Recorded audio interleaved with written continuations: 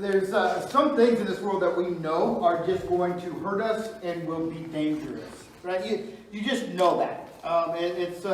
If you try to jump off your roof and you fall, it's going to hurt, right? We know that. We know that if you go too fast on your bicycle, that you might fall over the handlebars and get hurt. We know that. We know that if a guy the size of Neil comes up to you and you start mouthing off to him, it might hurt, right? We know that there's some things that in life, this is going to hurt. Right? You ever have one of those moments where you really haven't felt it yet, but you just know this is going to hurt.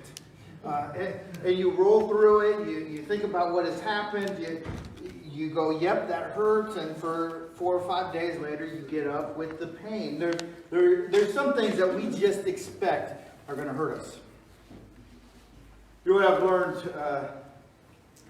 I think most of us learn at a really early age, is that there are some things that we think should not hurt us at all, but end up having the most impact on our lives. And those are things like words. You ever had words hurt you? Right, where maybe it's your sister or your brother who say something to you, and it kind of affects your life a little bit. It makes you tear up. Words just hurt sometimes. Have you noticed that? But words also have a power to build up, I think. Right? Have you ever had somebody come to you and say, "Hey, good morning. I am so glad that you are here." You ever had that? Here's one thing I'm also beginning to notice is that it's hard to actually have a conversation with somebody where you just pour into their life words of affirmation and words that are meant to build them up. And so I want us to practice that a little bit right now today. And so look at the person next to you and tell them something good. Give them a high five, give them a hug, give them a kiss. Don't be too freaky though. That's everybody gets to do it, right? Everybody gets to do it. Mike, there's people in front of you and behind you, right? Come on, right?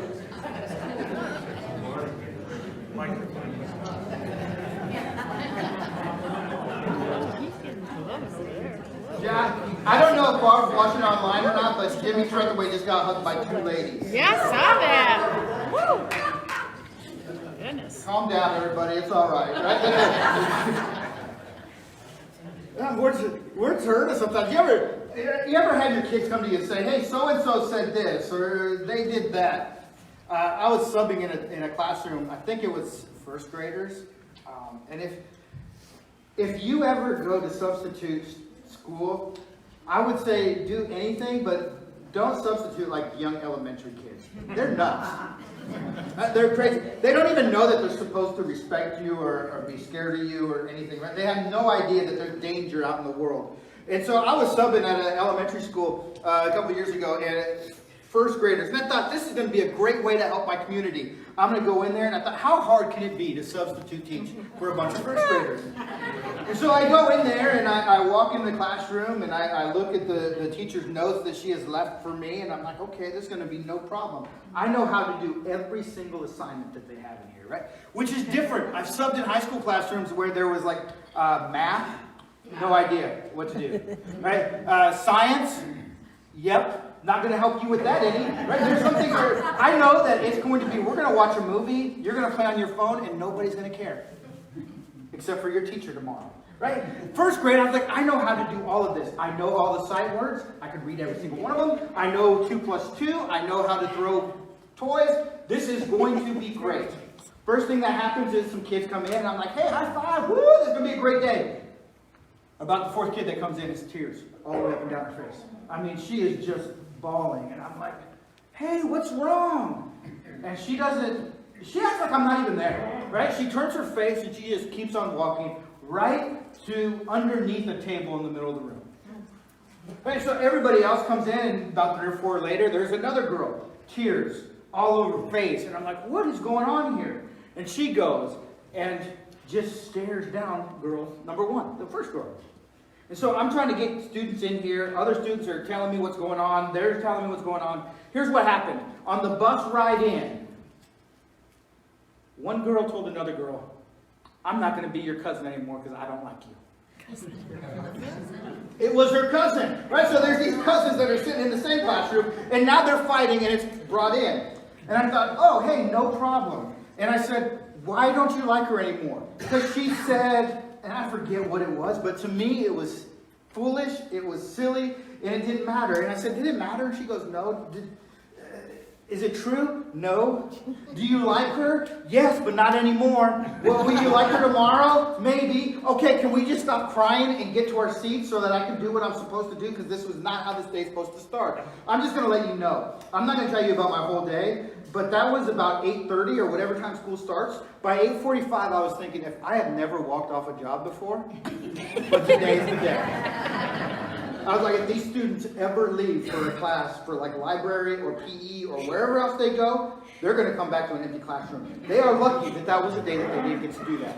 Right? And so they finally get it all out. And part of me wanted to say that thing that we all learned when we were little kids. Sticks and stones will break my bones, but words will never hurt me. That is the stupidest saying that I've ever heard. Because it's not true. And I think there's a reason that we say things like that, because we don't want them to. We get it, and everything inside of us, that what somebody says really doesn't have the power to change our lives or to move us or to dictate us or to even speak to who we are. But they do. I mean, truthfully, I think if we were to really change that and make it more realistic, what we'd say is, sticks and stones may break my bones, but words will break my heart. That's the truth. Somebody can say something that just cuts so deep that it breaks your heart.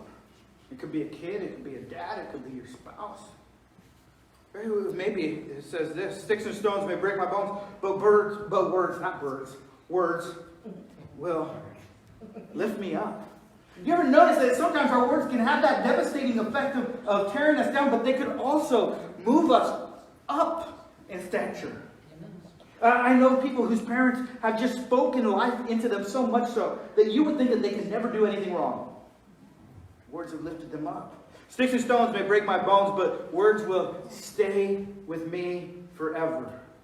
How many of you today, as we begin saying this, just thinking of words that people have said to you, can remember somebody saying something to you when you were just a young child? Maybe it was a substitute teacher that said, well, the reason you're crying is foolish. And maybe it was your dad or your mom or the boss. Maybe it was somebody who spoke life into you, and it's the reason why you are pursuing the career that you're pursuing today. It could be a positive or a negative, but how many of you have recognized that words stay with us much longer than we ever thought they were? Maybe a good saying would be, sticks and stones may break my bones, but words will change the trajectory of my life. And I say all these things because I want us to understand one thing. That words have more power than we give them credit for. Words. So many times we think it's our actions or the things that we do, but I'm convinced that it's words that we say and words that we hear that begin to influence our lives. And as we continue to look at some miracles inside of Scripture, and miracles that Jesus performs. Last week we looked at the change of water into wine. Today I want to look at just a miracle that happens by the mere mention of some words. Because words are more powerful than we ever give them credit for. And sometimes it's the words that begin to change us. More than what we see, or more than what we can logically think is possible, it's words that begin to have an impact on our lives and the things that we do. And so I want to look at the second, John calls them signs, but they're miracles. The second miracle that is recorded in the Gospel of John, it's in John chapter 4. And I want to read it, and I know this may be a familiar passage to some of us. But if it is, what I'd like to do is just kind of remove ourselves from everything that we've known before, so that the words can begin to speak to us, and we can maybe take a different angle and look at this passage of Scripture, so that we can begin to see that, yes, there is a powerful miracle here. But I think the word sign is great because it's more revealing about who Jesus is and the way that he accomplishes his work that may allow us to get closer to him and may change the way we look at him and what he wants to do in our lives. So John chapter 4, we're going to start reading with verse 46. If you have your Bible, you can open it up there. If you have your tablet or phone, you can go to YouVersion app. And really cool is you don't even have to know how to scroll through the names. If you just find Whole Christian Church on events, it'll take you right to it. But John chapter 4 says, so he came again to Cana in Galilee. Right? So you remember Cana is where he turned water into wine, where he had made the water wine. And at Capernaum there was an official whose son was ill. When this man heard that Jesus had come from Judea to Galilee, he went to him and asked him to come down and heal his son, for he was at the point of death. So Jesus said to him, unless you see signs and wonders, you will not believe. The official said to him, sir, come down before my child dies. Jesus said to him, go, your son will live. The man believed the word that Jesus spoke to him and went on his way. As he was going down, his servants met him and told him that his son was recovering. So he asked them the hour when he began to get better. And they said to him, yesterday at the 7th hour, the fever left him. The father knew that it was the hour when Jesus had said to him, your son will live. And he himself believed, and all his household. This was now the second sign that Jesus did when he had come from Judea to Galilee.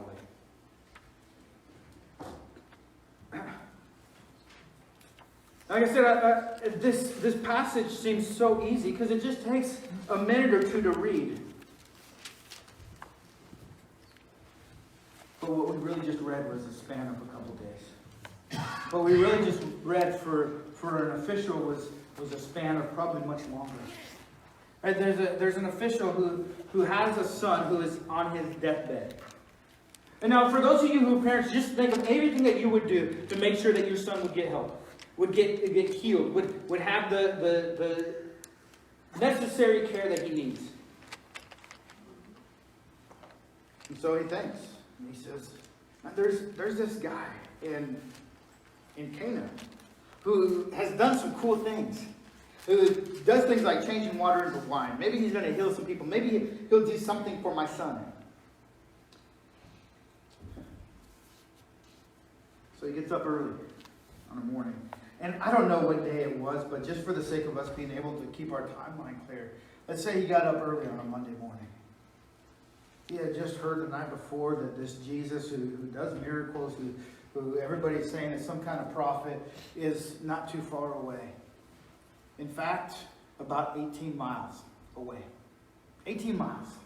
18 miles away, there's some kind of at least hope that there will be something changed.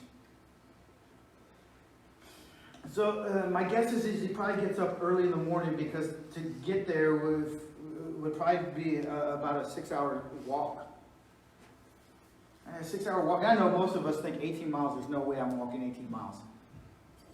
I don't even like to walk around the mall. Right? 18 miles. But in a culture where that's how they get around, that's what they do. And so he probably got up early and he gets to Jesus. And he does it. He would sacrifice taking that walk. And here's the real deal. Is that if you and I knew that in order to save our child's life, we'd have to walk 18 miles, I don't know if there's any of us in here that would say, yeah, I'm not going to do that. I would do that. In fact, I would walk double speed. I would run until I passed out.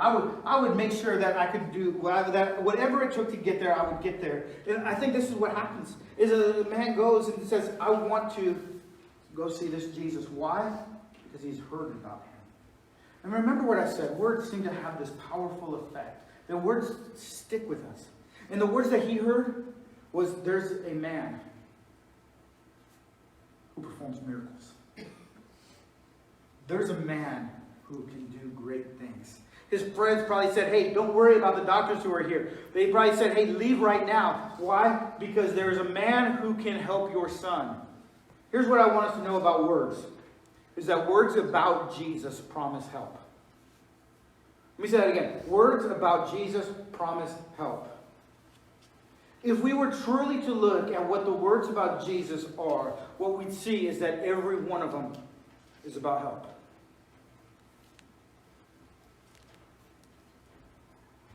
Good news, Jesus says. Come to seek and save the lost. I've come to heal those who are broken. I've come to mend those who are hurt. I've come to relieve the weight of the burdens that you have on your life. Now, words about Jesus promise help. The prophecies, when they spoke of Jesus, didn't speak of somebody who was coming to destroy the world, but of somebody who was bringing help. I get it. We have broken it and tried to look at all the negatives of what happens if you don't believe in Jesus. But the truth of the matter is that the words about Jesus promise help. And if we are truthful to them, there is a message that cannot be ignored. That when we're hurt, when we're broken, when we have no other choice, there's only one place to go. I wonder how many of us today are using those types of words. Right? I'm not looking for all the negatives in other people to try to keep condemning them or pushing them away, but looking at ways that Jesus can help out their lives.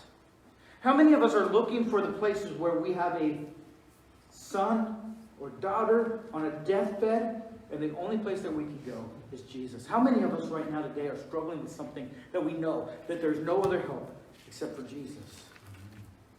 Maybe you don't even know that.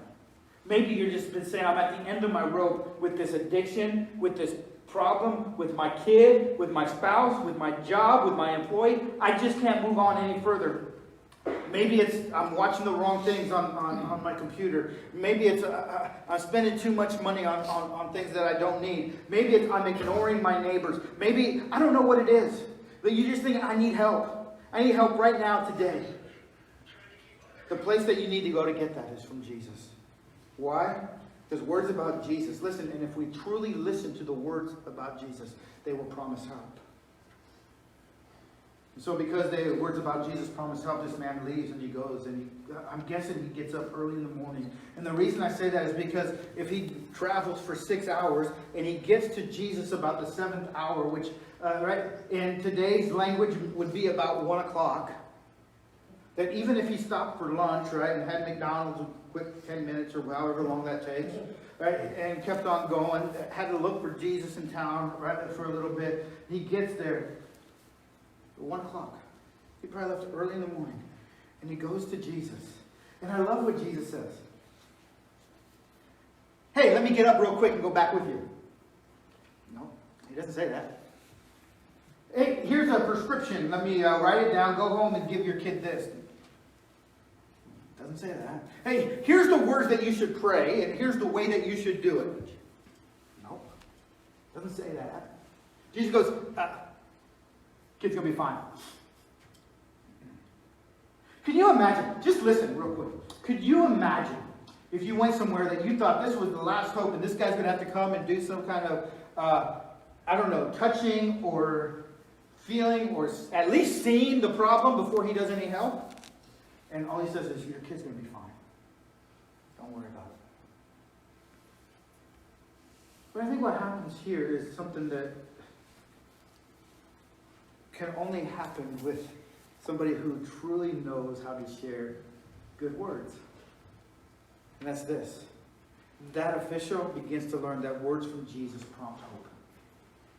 Words from Jesus prompt hope. But I don't think he's the only one. I think that words from other people begin to prompt hope as well. I think we can understand that a little bit. You ever waited in a waiting room for somebody who's having surgery? Right? One of my kids was in surgery one time, and I'm sitting at the hospital. And right, I came prepared. So I knew what I was going to do. I brought blankets. I knew it was going to be a long day, and so I brought blankets. I brought my computer. I brought a tablet so that I could watch TV as well. I had my headphones. I had snacks, right? Because you don't want to be anywhere without your snacks. Right? I had it all. Drinks. And I even had scoped out where all the restaurants and the cafeteria were inside of this hospital complex. And I thought, this is going to be no problem. I'm going to go there. I'm a minister. I've sat in waiting rooms before. I know exactly what I need to do. Here's the problem. When it's your own kid, none of that works. I took home as many snacks as I brought with me. I didn't watch any of my movies that I wanted to watch. I didn't do any of the work that I was going to do on my computer.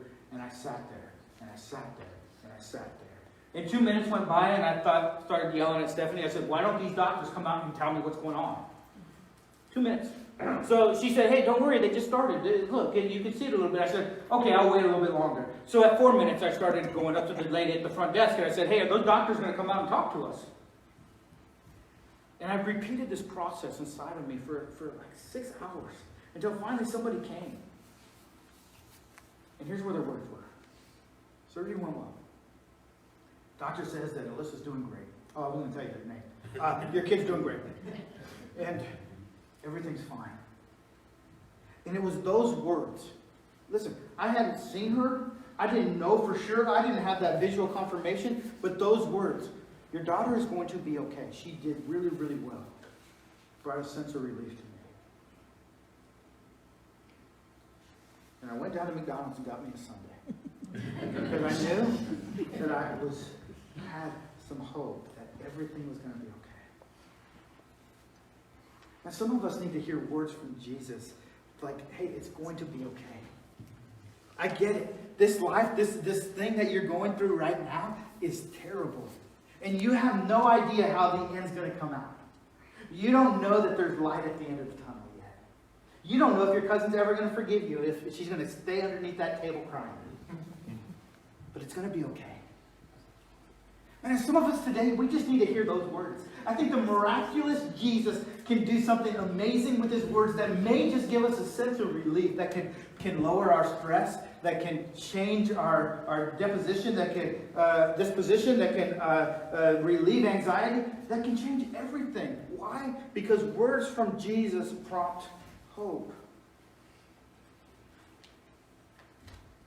And I think there was some hope that brought peace to this man because he probably hadn't slept for a long time. He probably was up waiting with this kid. Finally, he decides, okay, it's the last straw. I'm going to take this trip. I'm going to go. He leaves early in the morning. Probably the thought was, I'm going to grab Jesus, throw him on the back of my horse, and come back. That doesn't happen, though. Instead, he gets these words of hope that I think brings this sense of relief. And why do I say that? Because if it takes 6 hours or so to go those 18 miles, and my son was on a deathbed, and I didn't think that I thought that there was a chance that he might not make it, the next line isn't the next day. When I meet somebody on the road traveling back home, it's not the next day. If Jesus says, if this is the conversation, Jesus says, your son will be fine, that takes a total of 10 seconds. I can be out of there by 1:01 and back home and be sitting by my son's side again by, what's 1 plus 6? 7. Let's say I stop for for dinner at McDonald's again. Get a couple chicken nuggets and keep on going. It's 7:15, right? We really got this math thing down, friends. And I'm spending the night with my kid. But did you notice what happened? It says the next day. Which means this official, I was going to call him homeboy, but I don't know if that would jive with y'all or not. But this guy went and got a hotel. Staying overnight. And begins to roll in. He probably gets up. He's at Hampton, and so he's got those waffles. Right? You know what I'm talking about? He probably ate breakfast twice because that's what you do when you get free breakfast. You get up at 5 and get it when it first starts, and then you get up at 9 when everybody else eats breakfast. Double breakfast, right? Just like Lord of the Rings. Right? 2 breakfasts. Right? And so he's done his 2 breakfasts, and he's on the trail. And on the road, he sees somebody coming. He says, this looks awfully familiar to me. Those people look awfully familiar. Man, and here's the deal. They probably were rushing back going, why isn't he back yet? He recognizes them as his servants, and they say, your son's healed. Right? There probably was some conversation. Why are you on the road? What are you doing? Come to get me? We just want to let you know, your son is healed. What do you mean he's healed? He's all better. In fact, today he's at school. He's good enough that he went back to school. He's playing games. He's running around. He's got his sister crying under the table just like they used to do. Everything's okay. And he asked him, what time did it happen? He said, yesterday. 7th hour. For those of us who don't remember, yesterday at 1 p.m. Yesterday, that same time, that Jesus looked at you and said, your son will be okay. He didn't look at you as he'll get healed in a few weeks. He didn't look at you as, and someday I'll make sure that it's all right. Why? Because Jesus' words from Jesus provide healing. And there's some of us in here today who are broken, and we just need to know that Jesus says, I will make you whole again. Some of us need to know that Jesus says, if you come to me, you get to be one of mine. You get to be citizens of the kingdom of God. Jesus says, you get to be part of my family. God says, you get to be my child. Listen, it's important for us to know who we are, because who we are dictates how God begins to treat us. We are important. We are loved. We are needed. We are wanted. And it doesn't matter how hard or how many difficulties we've gone through in life. God says, I am the one who can complete the healing. And just a newsflash for you. No matter how much everybody else says you're the only one who is broken, the truth matter is that all of us are broken in some way. All of us have the super glue scars and the band-aids put over the top of us. All of us have something that just does not work right. No matter how we try to fix it, no matter where we turn to, Jesus is the only one. And what I find amazing is that he can do healing without putting his hands on us. He can do healing without us even doing anything. Just from the mere mention of his words.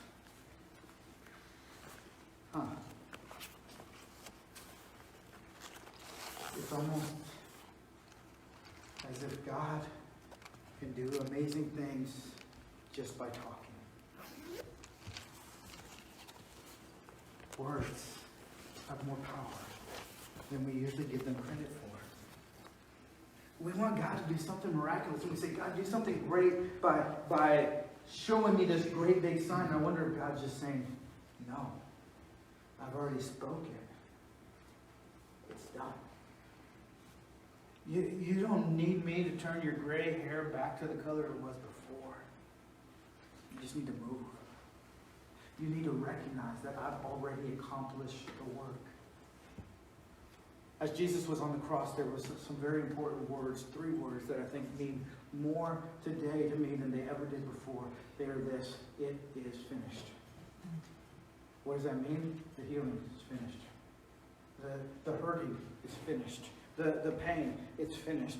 The process for you to be forgiven, it's finished. The repayment of everything that you've done wrong, it's finished. It is finished. The guilt that you carry around, some of us are carrying around way too long because Jesus already said it's finished. It's done. It's gone away. Why? Because I don't know if you know it or not, but at the beginning of John's Gospel, as he writes it down, it says, in the beginning was the Word, and the Word was with God, and the Word was God. I don't know if you know it or not, but for those of us who've read the rest of the Scriptures, we begin to understand that John, when he speaks of the Word, is speaking of Jesus. And when we look at Genesis, it says that God spoke the world into order. But listen, words about Jesus make us go to him. Right? Words about Jesus promise a help, that there's a help that's coming. Words from Jesus begin to prompt this hope that something better can be here. Words from Jesus provide healing, but words from Jesus always perform his will. Always. The greatness of this miracle wasn't a boy who all of a sudden got up from his deathbed. It was the signaling that Jesus was God himself. It was the identification, right? Miracles were signs that pointed to who Jesus was. And if we can begin to see the signs, maybe we just might see the Savior that says, I have hope for you. I've come to restore you. I've come to save you. I've come to take you back home. How many of us need to know how to get back home? We don't need God to do some miraculous thing like paying off our debt or paying off our credit cards or fixing the person that we live with. We just need to listen to his words.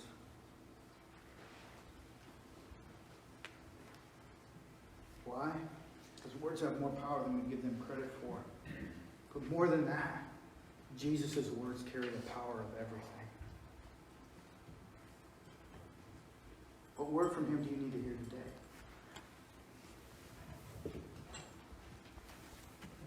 forgiven, renewed,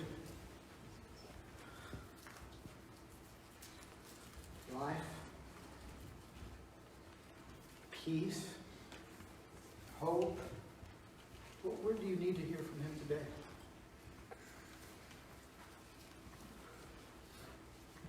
Because you probably have to make your scripture.